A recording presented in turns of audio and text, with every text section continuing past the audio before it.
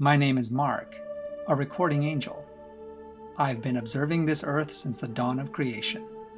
The Most High has asked me to share my recordings with you. The following are my records of humans during the fascinating times when the desire of ages, Jesus the Messiah, came to this earth.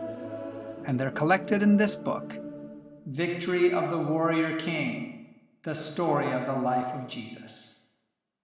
If today's recording contains situations which might be uncomfortable for younger listeners, I will mark the video with the words parental guidance recommended. Levi, the Temple, Jerusalem. Young Levi had again accompanied his father to Jerusalem. He loved to spend his days at the temple, watching the people and the sacrifices, learning as much as he could while his father did his Levitical duties. Today, as he often did, the boy sat in the court of women as close to the doorway of the men's court as possible. He liked to see what was going on at the altar of sacrifice. However, many things took place in the court of women, too. Married couples would bring their firstborn child to be blessed at the temple. All of his people's firstborn had belonged to God ever since the blood on the doorpost had saved the firstborn in Egypt.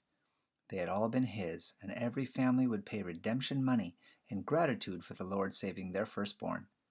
Most couples would bring a lamb. Levi shifted his gaze to a couple approaching the elderly priest. They were carrying 2 doves, probably bought from one of the dealers in the vast and noisy court of the Gentiles. The boy smiled at them. God understood about couples having a hard time making ends meet.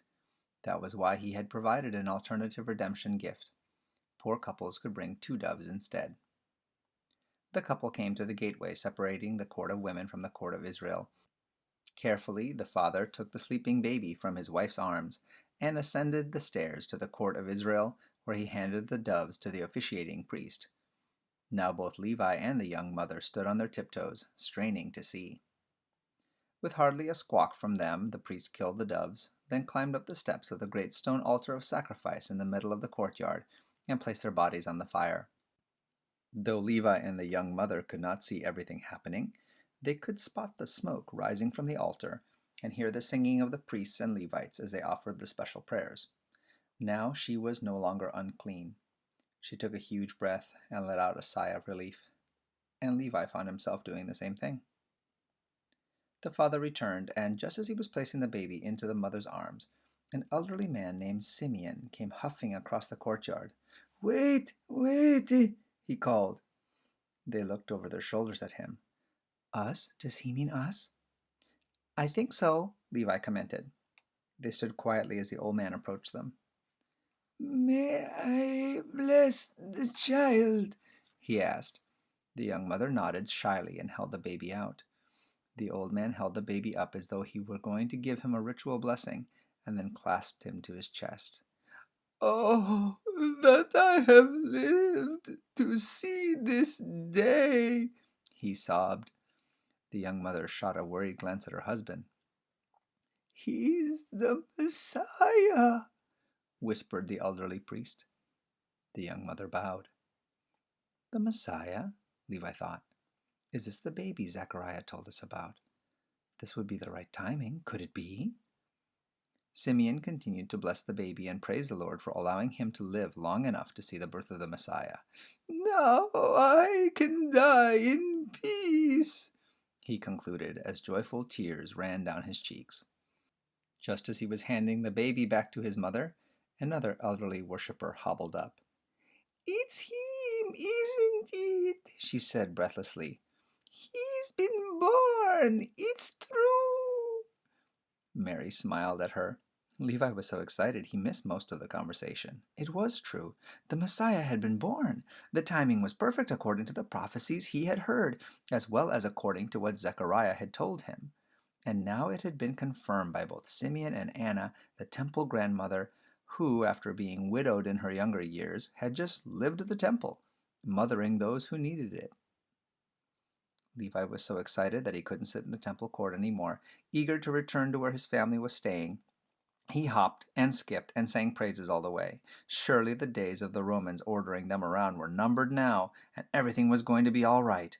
The Messiah might be a baby now, but he would grow up quickly. And I've seen the Messiah, he thought. Oh, thank you, God. David, Bethlehem. Gut-wrenching screams filled the night and woke David with a start that made his blood run cold. They seemed to be coming from the other side of the village. It was still dark, but he spotted lights, perhaps torches, in the direction from which the screams came.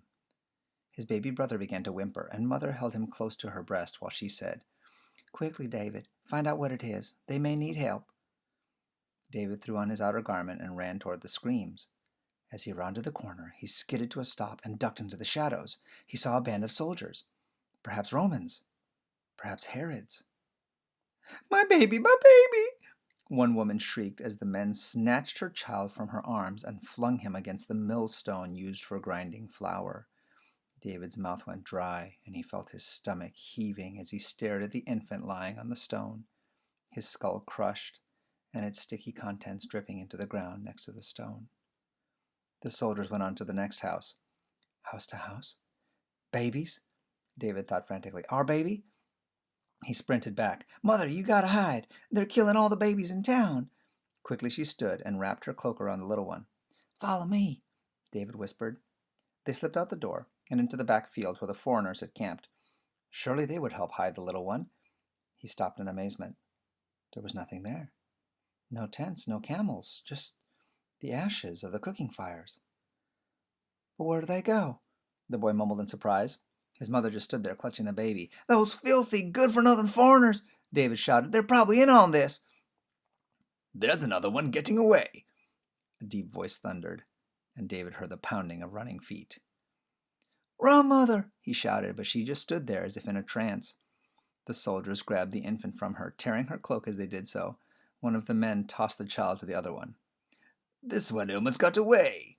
The baby let out a loud wail of protest. The soldier hurled him into the air. A third soldier stuck his spear out and caught the baby on the end of it, impaling him. David bent over and vomited on the ground, unable to watch any more. He kept hearing the soldiers laughing, but his mother said nothing. His brother's cries had stopped almost immediately. In a few moments, the soldiers moved on. David stayed curled up on the ground. "There's no point in getting up," he thought to himself. "There's nothing I can do to save the baby. I have failed. I wasn't able to help Mother. I wasn't able to save the baby." He just lay there too numb to cry. Finally, as sunlight spilled over the hill and the new day dawned, David could lay there no longer. Wearily, he sat up and looked around. Only a bloody patch remained on the grass to indicate what had happened the night before, and that sticky spot was drying. He stood on shaky legs, wiped his face off on the sleeve of his cloak, and staggered back toward the house. Suddenly another thought struck him. What about the baby Messiah? Surely God wouldn't have allowed the Romans to kill the baby Messiah. With a sense of panic, he raced toward the house where the couple had lived. It was completely empty. He stood in the doorway, glancing around, confused. But he saw no blood on the floor or walls, and the couple's belongings were gone. They had escaped before the massacre, just like those foreigners who had camped in David's field. Of course, he thought, nothing bad would happen to them, just as common people. He kicked the wall viciously, achieving nothing but a bloody toe. What an honor to have the Messiah born in our village, he thought bitterly. He escapes and is probably just fine somewhere else, having some other rich people bring him presents while all our babies have been killed. As he shuffled back toward his home, he tried not to listen to the weeping families as he passed. Standing in the doorway, he stared into the shadows of their tiny house. His mother sat in the corner, holding a blood-soaked bundle and rocking back and forth, her eyes staring vacantly into space. "Mother, they're gone," he said. "Everybody's gone." She didn't answer. "Mother," he asked, "can you hear me?" She continued to rock as if she were in another world. "Mother," he said louder. No response. I stood recording and watching the groups of guardians in the village clustering together, supporting one another, feeling as sick and grief-stricken as the other inhabitants. It is hard to see not only everything that happens, but also the events leading up to it. Worse yet is to be powerless to do anything to change the course of human choice. The guardians had warned Joseph and his young wife, and they had fled before the soldiers arrived. The same guardian had appeared in a dream to the wise men from the east, warning them not to reveal the birthplace of the baby king to the jealous King Herod. However, Herod had other ways of finding out the Messiah's birthplace. Every male under the age of 2 had been brutally killed in front of his parents and families, who would never be the same again. Now I had to record the choices of a child who had lost his father and his baby brother, and whose mother was locked in a world of her own. It was almost more than I could bear even as an immortal, and I gazed with compassion on my grief-stricken human charge. How could the boy survive this? Levi, the Temple at Passover, Jerusalem. The Passover in Jerusalem was a joyful though solemn celebration. Men from all over the country gathered in the holy city, many with their families, to celebrate the festival, for it was one of the mandatory feasts. Also during this time, the young men who had completed their 12th year of life became the sons of the law, or adults. No longer children, they could now pass from the court of women into the court of Israel and bring their sacrifices. Considered as adults, both legally and spiritually, they were responsible for their own choices. No longer would society hold their parents responsible for what the sons did. On this occasion, I was recording for Levi, and though he was no longer a child, the young ones being my recording specialty, heaven had assigned him to me, for I was familiar with him and fond of the young man. Levi was now 24, and a devout Levite, and though he had been considered legally a man since he was 13, no one was really listened to or treated with complete respect until they had reached at least the age of 30.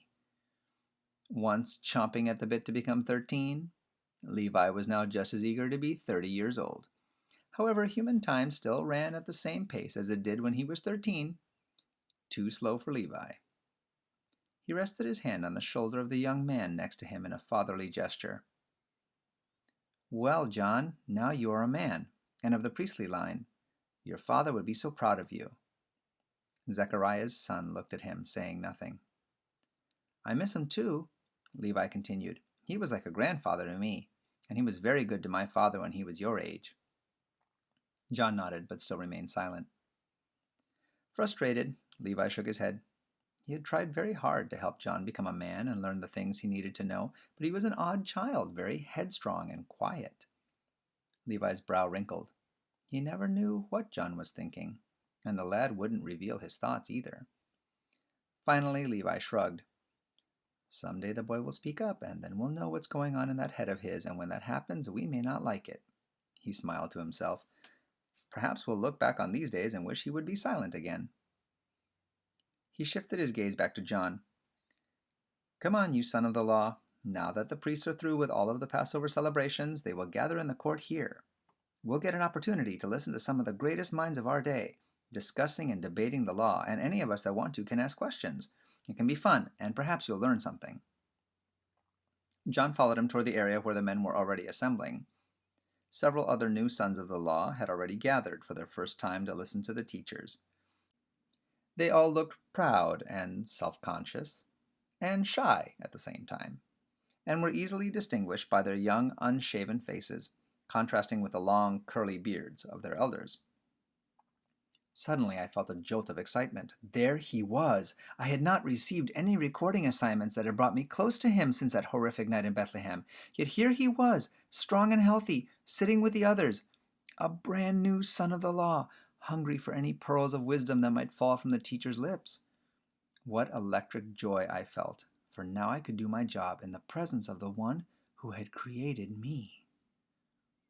As I had gazed into his face, last seen on that wobbly little head in Bethlehem so many human years ago, I wondered if he could see me, or was he limited to human perceptions, having taken on their body?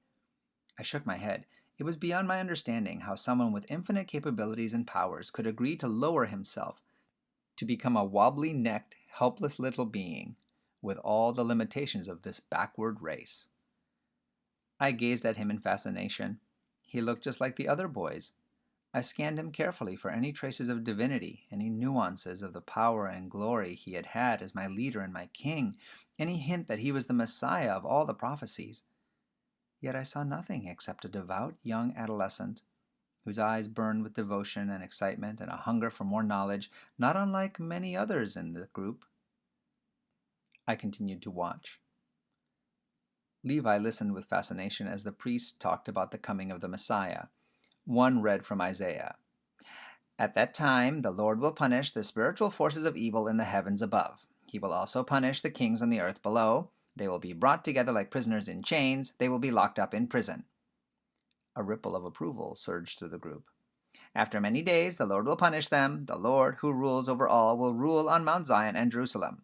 The elders of the city will be there. They will see his glory. His rule will be so glorious that the sun and the moon will be too ashamed to shine. Yes, yes, amen, the men echoed. Have we had any news of the Messiah coming? One of them asked. The priests looked at each other. No, one replied sadly. Perhaps, another countered.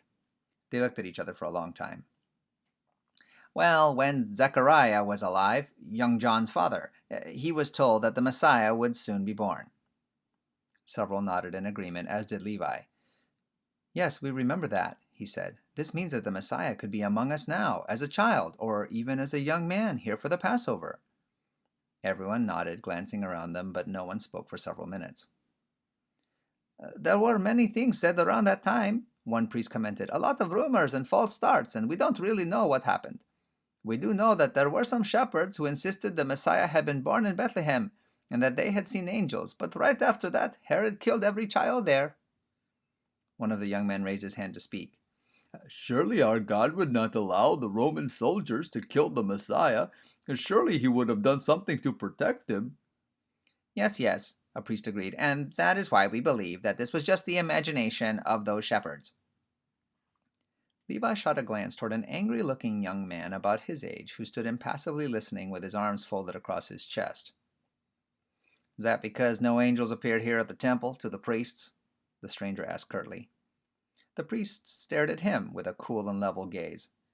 Yes, he said. The scriptures say plainly that God does not do anything, but that he reveals it to his servants, the prophets. Yeah, the young man responded. But he did reveal it to the prophets, several of them, as we're so fond of quoting. But thou, Bethlehem, though thou be the least. Yes, yes, yes, the priest replied. We have no argument with the place, only the timing and the unreliable sources. By the way, what is your name, young man? David. Ah, said the priest, and I suppose you've talked to one of those insane shepherds who was out there at the time.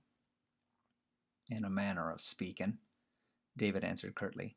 Well, then you know that they cannot have been well schooled in the law. They were just eager for the Messiah to come, as we all are, and thus you can't blame them for getting a little overexcited.